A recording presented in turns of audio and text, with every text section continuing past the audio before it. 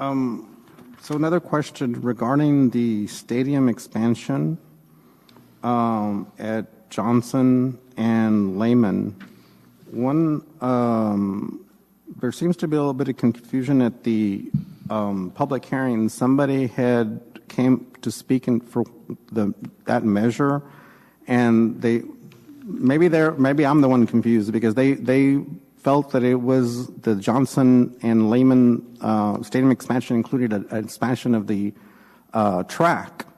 And from reading the documents online, I don't see that is the case. It was only an expansion of the seats. Is that is correct, isn't it? It didn't during the public forum. In talking, though, with Coach Salmon, that if you look down here on the changes made, let me find it. Item number three. So we added $325,000 to the Lehman Stadium project. Now that's going to replace $25,000 of that's to replace the scoreboard, which I understand they're not able to get parts for anymore.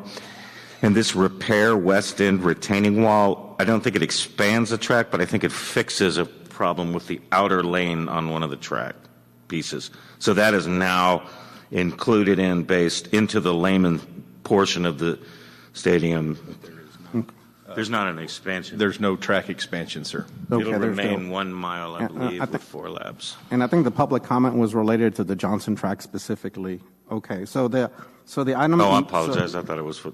But there will be. I think someone said, and I could be wrong here, that the outer lane at the Lehman track is in trouble there, where that retaining wall under the scoreboard is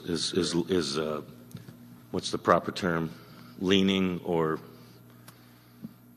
floating? Reciting. Okay, anything else, Mr. Tenorio? Yes.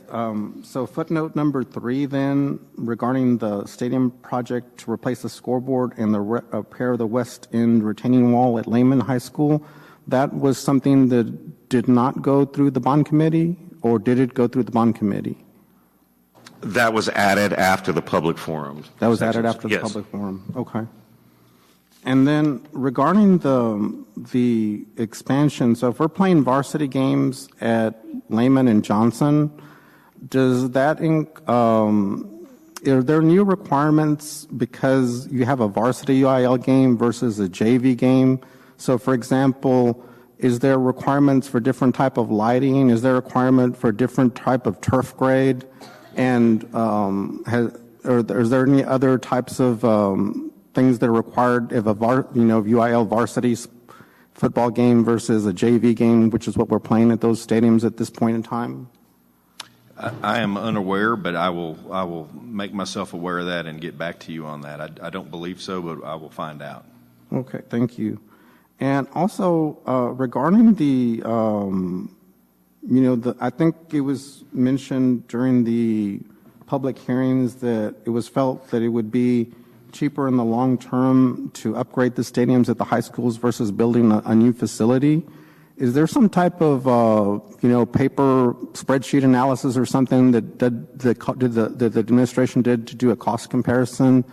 That y'all could share with the board? No, it wasn't an analysis comparison. We just looked at the cost of the current mega stadiums, and they're and help me, Dr. Wright, they're in the $35-40 million range to build a stadium from scratch. And we know that when we add the 4th stadium is probably when we would need to build another competition stadium, because you can do 3, well, I guess you can technically do 4 schools at a stadium, where if you had one on Thursday night, which is bad for the band kids and stuff to be up past midnight, then the one on Friday, and then one on Saturday and one away. But definitely by the 5th high school, you can't do it at one stadium. And so if you're looking at today's prices of $35 to $40 million for a stadium versus bringing our 2 smaller stadiums up for $12 million. Because like I say, if the mega stadium's $35 million today, in 5-6 years from now, when we would need to maybe begin looking at another high school, definitely by 10 years, I don't know what the price would be on it then. So we were just comparing the 12 the 12,000, or excuse me, the 12 million that we're kind of looking at on the stadium process with what it would cost today to just build a mega stadium. Okay, because I think it, for me, it would have been helpful to have something like that.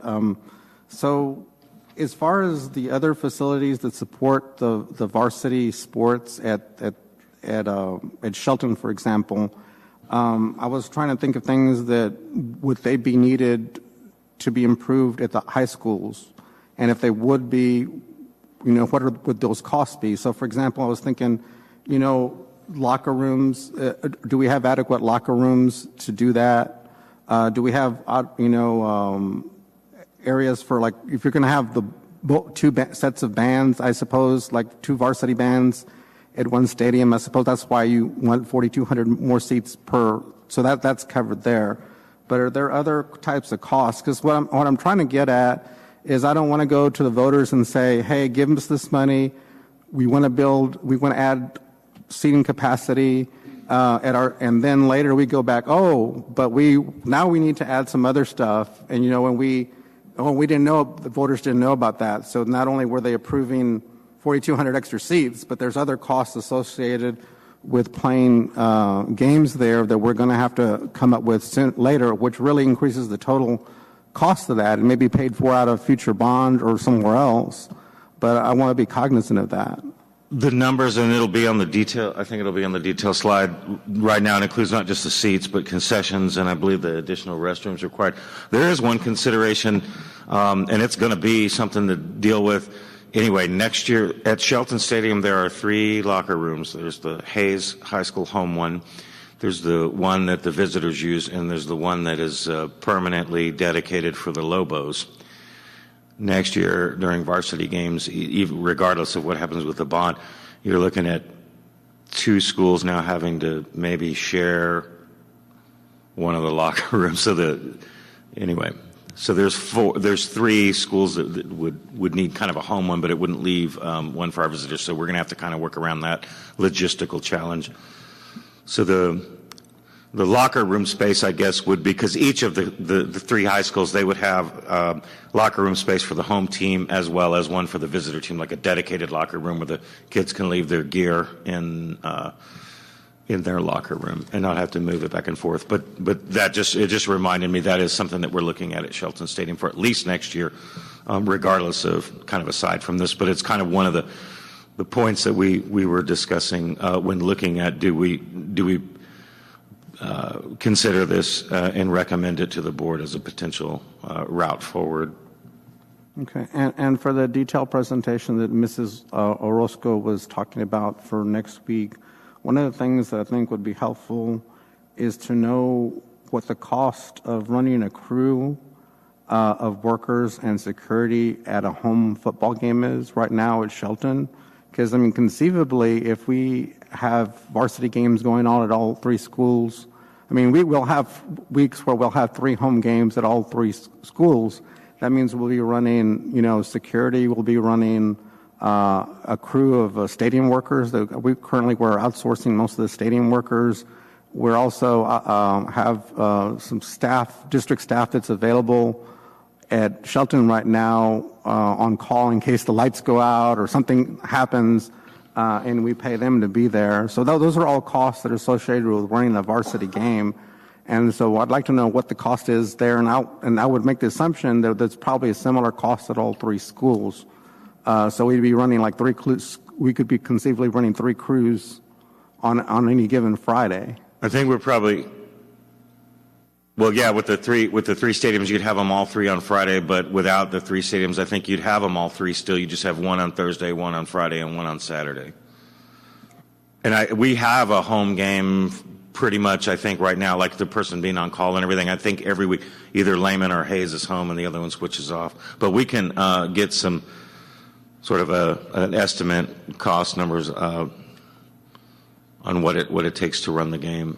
I think just by virtue of having the 3rd high school, we're probably going to be running those home games, whether or not they're at Shelton or at each campus. Yeah, and I think because a lot of people who one of the attractions of doing this is like actually having been able to have a Friday game, instead of having had a Thursday game or a Saturday game, that, because I think that's what some people are hoping to do.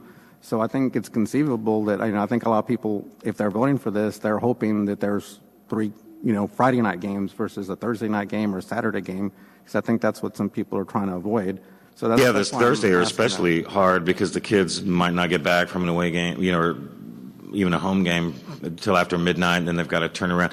The other point that was made on that was kind of stood out to me was just the travel time. Even like take here at Lehman would have to pack up and travel to go over to Shelton Stadium versus where if they were able to just walk out the back door, that would be better on students in terms of being able to go to the game and participate within the game. Great. We look forward to getting more information on that presentation with all the details and all the breakdown on that presentation that we'll be able to look at and ask questions for our Tuesday meeting that we will have.